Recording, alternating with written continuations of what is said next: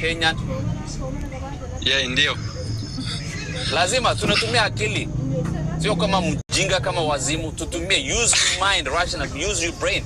Don't be like a donkey, man. Yeah, that's true.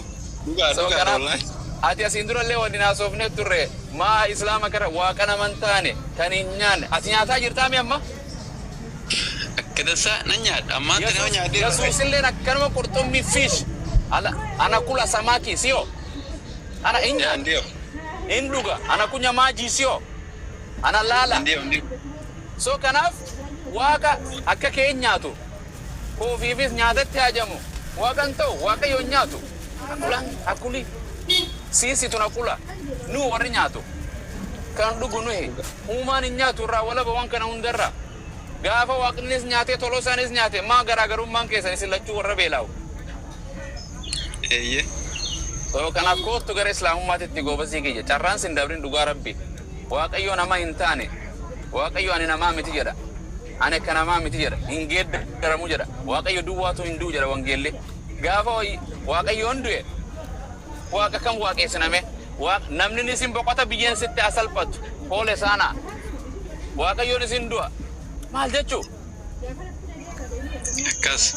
Adu waaqayyoon we have to waan warte logic waa fayyadamu qabna sammuu kana akli kanatti fayyadamu qabna sammuun kana bineensarra jaldeessarra mankiirra we are different from animal so hin yaanna hin tintaalla hin dubbisna hin barreessina hin dubbisna hin yaanna hin dhaggeeffanna we read we write Yeah. we learn Akkas. we teach so kana akkana nama ta'u nama jechuun jaldeessi mana barumsaa nama barsiisu wangeela dubbisu so kanaaf ati come to Islam karibu kuja kootu siin jenne gadi kootu booranaan asliin oriijinaanni Oromoo waaqa ilman waaqa isinu jette boo abbaanu gaffidaa jettee bar odi guyyoo abbaa gadi fidaa jedhan osoo abbaan jiru ilman fudhannu so kanaaf rabbi si halaafisu quraanaas dubbisi islaamummaa rabbi si halaafisu toloosaa gongo kanaas jedha nyaata kee nyaadhu waaqa tokko ta'u nabi Muhammadin waaqeessinuti islaamni ergama jennaan Yesuusin waaqeessinu ergama waaqayyo Abrahaamis ergama waaqayyo Museenis Salamonis Daawud we all believe in prophets sent by God to their nation to their own people kana amanna waligalle rabbi tokkicha calla amanna Yesuus Kiristoos akka jedhu bar wangeelii Yohaannis boqonnaa 20 lakkoofsa 17 irratti nafakkaata nima waan asiin dura sergisiise waaqayyo kootii fi gara waaqayyo kootii fi gara waaqayyo keessanii ol nambaa jedhee Maryam Magdaleenitti timate imi jedha imi bar waaqayyo koo jedha akkasuma Luqaas 6 lakkoofsa 12 irratti halkan guutuu waaqayyoon kadhachaa bule jedha halkan guutuu Eeyye.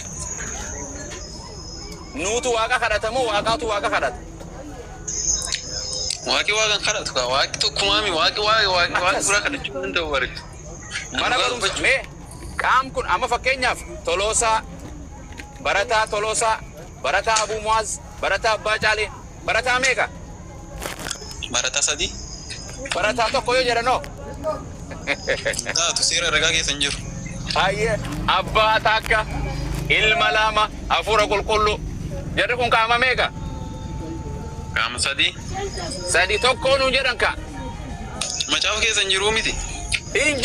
injiru yoo gadi fidan peente taana maal amantii adda addaa qaban Oromoon takka amantii takka taana guusi injiru amma fakkeenyaaf birrii takka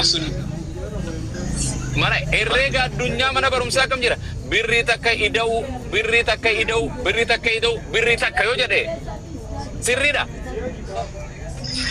Suni birrii tokkoon taatu reefee qaba baay'inni isaa walitti dabalame lakkoofsa Ema atis birrii takka anis birrii takka anin gad dhufa abbaan Caalii birrii takka fida atis birrii takka fida waliin birriin tun meeqa sadii taati.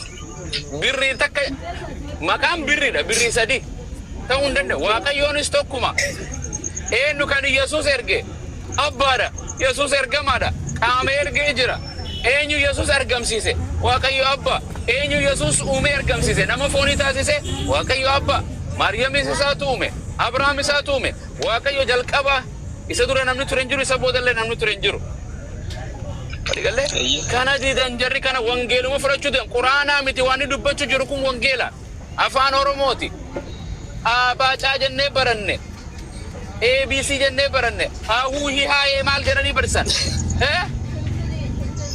alif baataa jennee baranne wacha imambo bwana, wacha imambo.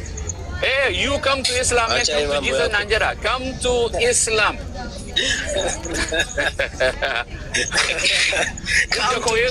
Kuja kwa Mwenyezi Mungu. Karibu sana. Lazima kana. Hakuna staki maneno. Mungu hakufi halali. Mungu anakufa. Mwenyezi Mungu anakufa. Mungu ni moja. Mungu ni moja. Tunasema anakufa. Moja ni Yesu ama ni baba yake moja? Hiyo moja ni baba yake ama nini Yesu? Ndio. Yesu ni baba yangu. Baba yako? Haleluya. Wapi? Ya, ndio. Leta wapi? Mungu moja. Mungu moja. Hiyo peke yake. Hakuna haikufi yeye. Mungu mana? Mungu bana. Mungu mare jarani warri nurakkan. Isini sakan nurakku yatani nama Waaqayyo. Maal taatan? Kottu gara Yesuus gara Afumas. Isi marachuu dandeessanii baraan isin marachuu jirtama gurbaa kunillee isa muslima maali isa waliin maraata kana jettu gorsa. Eenyu muslima? Eenyu muslima? Eenyutu muslima? Wallahi muslima miti wallahi. Mungu gurbaa jallis. Akkana nama shakkan namni yoo wangeela dhugaa waan wangeela irra jirtutti amane islaama sin jedha allaqe akkamitti ati murteessa akkamitti namarratti hin murteessin jedhan namarratti hin murteessin namarratti dhugaa soban bayin jedhaniti akkamitti nama kana beeytati arruma argite islaama tokko akkamitti beeyta hanqa namni an islaaman jedhinitti jala sa anin beeku waan ati inni waan ati jettu cubbuudha dhiifama gaafa cubbuudha nama Waaqayyo dhiifama walii godha dhiifama jedhin. Okay. Ayah kasih. Rasa? Ama. Oi. Yo bapak deni. Ayah Abu Mas, kau kata tu ani ni mari jodoh kan ni marba kasih kafade tu kata tapi rumah ejrani. Mata sih lu. Ayah Abu Mas, apa sih jalan nak tu pak? Nak jalan tu sejalan damar. Wal wam nabar. Akasi seenaan turuun jedhame seenaan wallaggaata namee dubartii dubbisna dhiirri mataan dhukkubsite.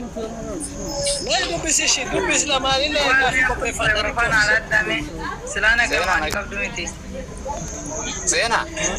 Mee ani kanan jedhu. Nagaanu Amma tokko na dhaggeeffadha daqiiqa. والله ما تروح انت انسلت